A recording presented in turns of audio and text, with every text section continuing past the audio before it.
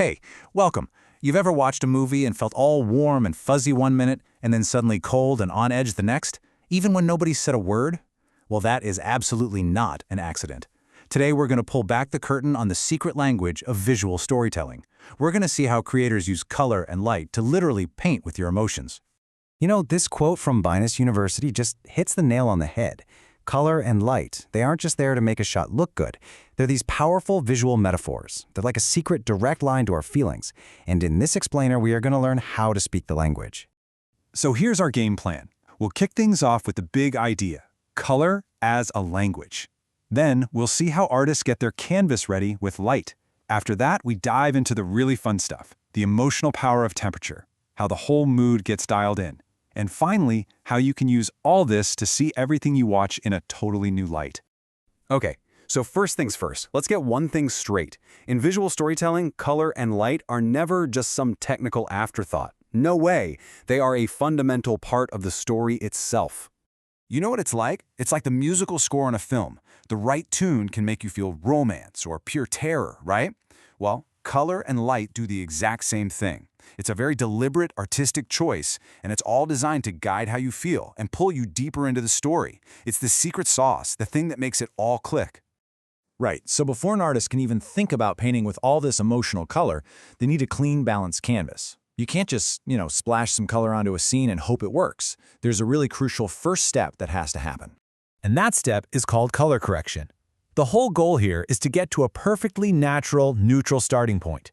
It's all about getting rid of any weird color casts from the camera or the lights and just making sure the image looks true to life. It's only from that neutral base that the real creative choices can begin. And this is the classic setup for lighting a person. It's brilliant. You start with your key light, that's your main, brightest source, but of course that's going to create some harsh shadows. So you bring in a softer fill light to kind of fill those in and soften everything up. And then the finishing touch, a rim light from behind, which creates this subtle outline that makes the character just pop right off the background. It's that combo that gives you a nice, clear, three-dimensional look. All right, so our canvas is balanced, our character is beautifully lit. Now is when the real art begins. This is where we stop just making things visible and start telling an emotional story with the light itself. And the number one tool for this is something called color temperature. Now, it sounds all scientific, but it's really way simpler than it sounds.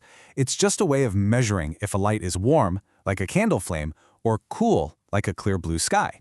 You see, artists do this because using temperature to get a yellow or blue looks so much more natural and believable than just picking a generic color. And what's so cool here is how directly this all connects to feeling. Warm tones, they give us that cozy campfire vibe, right? They scream intimacy, comfort, nostalgia. Think about the golden hour sunlight in a love story.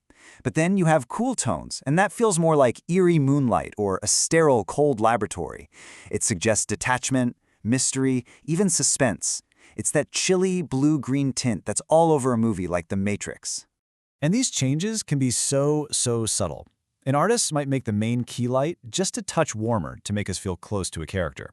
But then, and get this, they might make the fill light, the one in the shadows, just a little bit cooler. That tiny tweak creates this contrast and can add a layer of hidden tension to what looks like a comfortable scene. See? One little light can completely change the mood. So, we've seen how to craft the mood around one person. But now, let's zoom out and look at the whole picture.